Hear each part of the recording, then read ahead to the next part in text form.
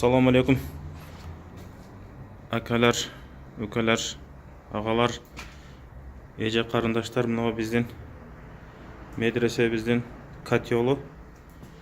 Жазға 2 қадам қалғанда отказ беріп жарылып кетті десеңіздер.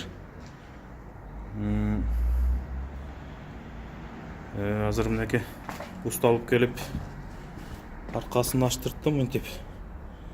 Аштырсам içinde мындай турбалар болады екен. Турбалар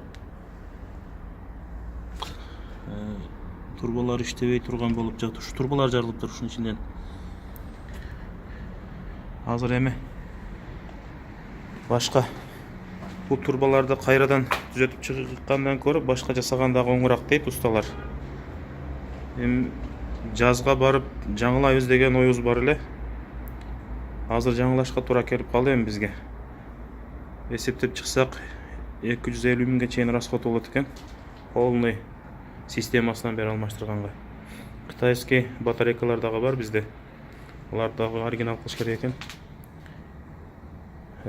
Сөзүнүн кыскасы бир жардамыңыздар болсо деген ойдо жөнөтүп жатам ушуну.